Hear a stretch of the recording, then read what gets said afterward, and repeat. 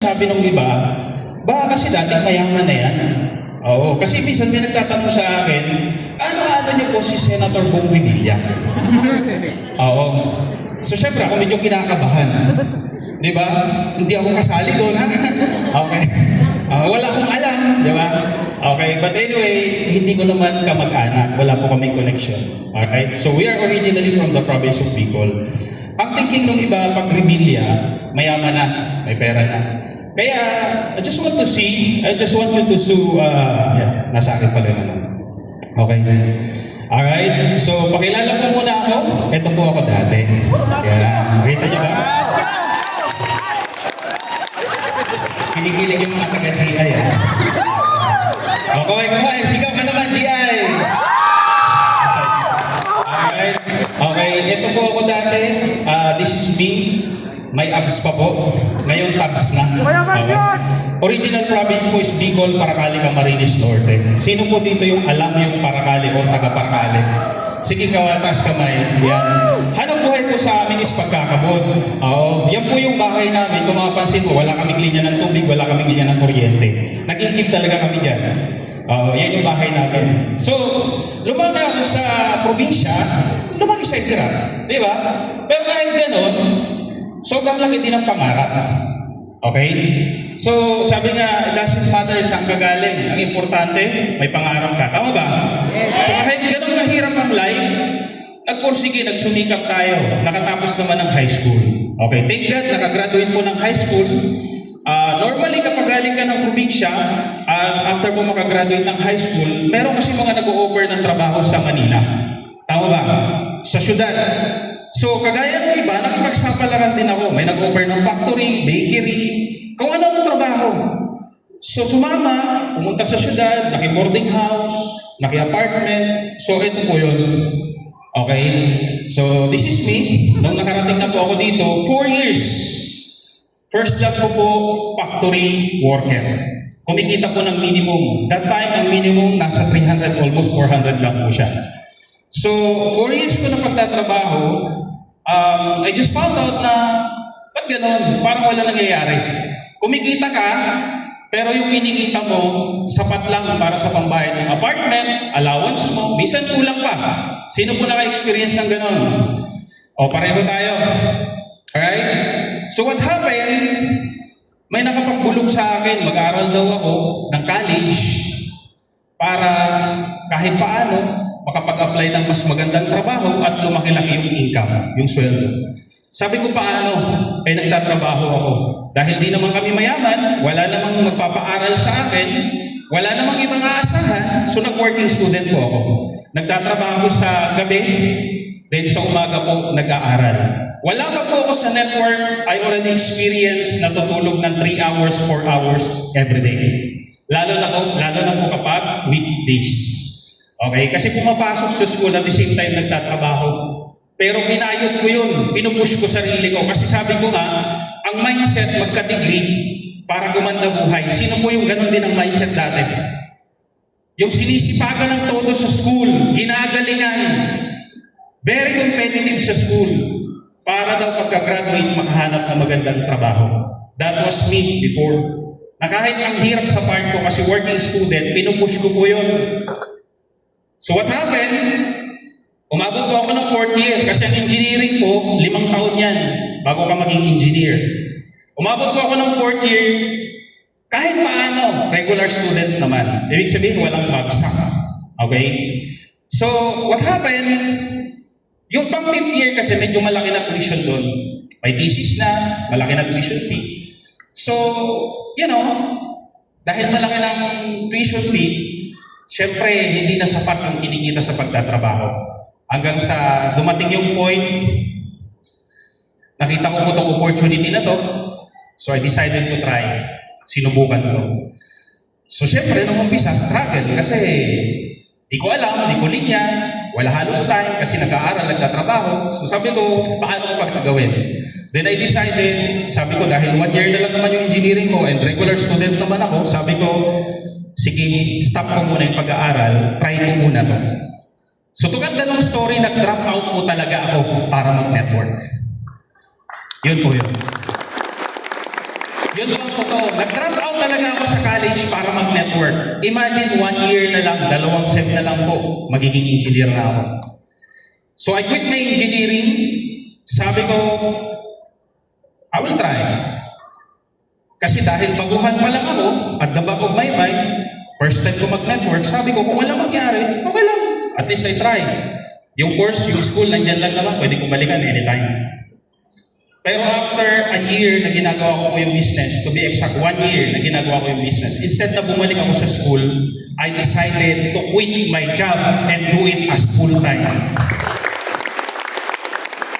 Alright? So what happened is my journey. Starting point, when I started the business, ni-receive package, ayan po yan. And ito po yung first hub namin. Oo. Diba? Yung iba dyan, nandito, yung iba wala na. Okay? So, some of you recognize these faces. Nakikita niyo po? Okay, ayan. So, yan yung hub, first hub, magkakasama, nag-uumpisa, wala pa masyadong kinikita, pero power! Diba? Power lang, power! Diba? Kasi sabi, payaman daw. Every time na-attend ng training, sinasabi sa training, payaman. So pag-uwi namin, payaman din kami. Diba? Kahit di pa masyadong kumikita. Tuloy! Laban, abante, napupuyat, napapagod, sandamakmak na rejection, tuloy-tuloy, dire-diretso. 1 year and 5 months doing the business. I get my first brand new car. Kia Picanto na black, brand new. Okay? Ito pong nakikita nyo sa kanan, nanay ko po yan.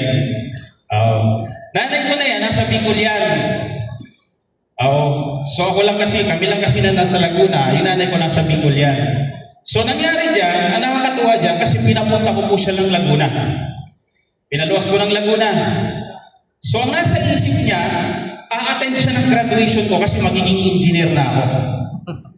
Pero kinabukasan, instead na graduation pupuntahan namin, nauna po ako sa kasa. Then hapon, after lunch, sumunod siya. Then pagdating doon, nagtatanong siya, bakit tayo nandito? Kala ko mag-graduation. Diba? Sabi ko sa kanya, wait ka lang. Okay, hanggang sa dumating yung time, hapon na, pinarada na yung kotse doon sa harapan, and then binigay sa akin yung susi, nag-picture-picture na kami. So nakangiti siya, pero hindi niya alam kung ano nangyayari. Naku-confuse siya. So siya yung una ko pasahero. Then pag uwi, na apartment, doon ko ganito sa kanya, sabi ko, hindi ako gagraduate. Kasi nag-drop out ako sa engineering, nag-networking ako, nag-quit ako sa trabaho, nag-networking ako. 1 year and 5 months ko na ginagawa, and ito na yung resulta. Okay ba yun? So ako personally, naging practical lang po. Kasi sabi ko nga, anuhin ko yung diploma, kung after that, problema ko pa din naman pera. Agree ka ba doon? Yes! Eh kaya lang naman tayo nag-aaral at nagsumika para magkaroon ng diploma at makagraduate para kumita, mabago buhay. Tama ba? Yes! So if there's an opportunity na pwede magpabago ng life mo, why not? Tama ba? Bakit ka pa maglulungkat kung pwede ka naman doon sa mas mabilis at pwedeng mas maaga mong makuha yung pangarap mo? Tama? Yes! Tuloy-tuloy. After another 1 year, I was able to hit my million. I was awarded as one of the youngest millionaires club of our company. Thousands of people pumapalakpak pag-agyat sa stage to receive my award. So never really expect at that very young age, marireceive natin yung award na yan. Sabi ko nga, di po ako matalino sa school. Never ko naka-receive ng awards nung nag-aaral ako. Pero dito, umakyat sa stage, hindi para bigyan ng award dahil pinakamatalino. Umakyat sa stage dahil part na ng Millionaires Club. Next, after another month, I bought my second car, pick-up truck na Nissan Navara. Mas malaki po. Brand new level. Okay. So, binili ko siya, pick-up truck, kasama ko ulit nanay ko. She's very proud again. Baliw na baliw siya ulit. Kasi nung una, maliit, yung pangalawa, mas malaki na. Gets mo yun? Masarap kasi umuwi ng probinsya pag pick up yung dala mo. Marami kang nyug pagbalik, di ba? Panggata, mga ganun.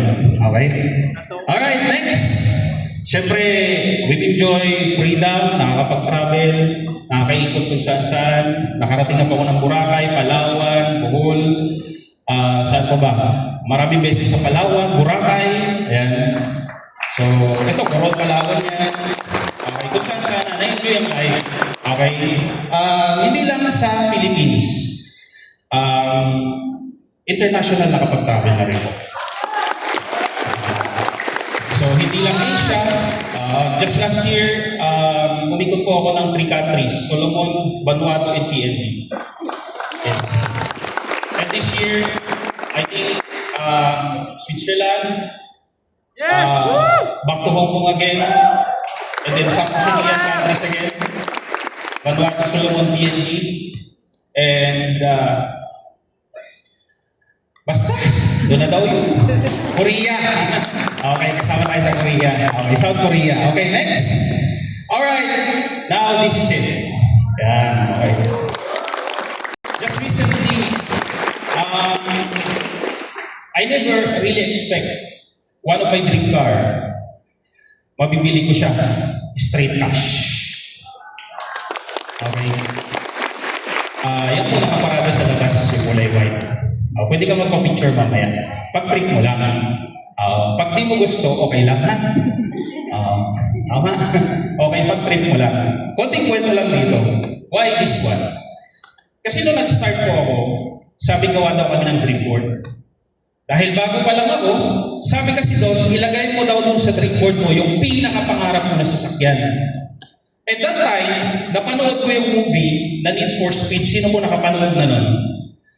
Yung ang bida si Paul Aaron, yung sasakyan na pinalipad sa tulay. Pero walang pakpak yun, ha? Walang pakpak yun. Pero lumipad siya sa tulay. Alright? Kung hindi nyo pa napanood, that's a very nice movie. Panoorin nyo po. Alright?